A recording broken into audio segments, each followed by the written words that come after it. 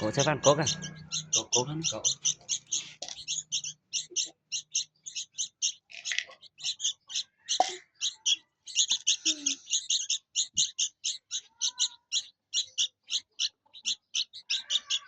Đây là cái tổ này. Cậu phải sao thấy bố? Cậu phải. Cái nó. Hai ngày bây giờ một câu rượu anh nhon. Đấy cho hai ngày cái mà.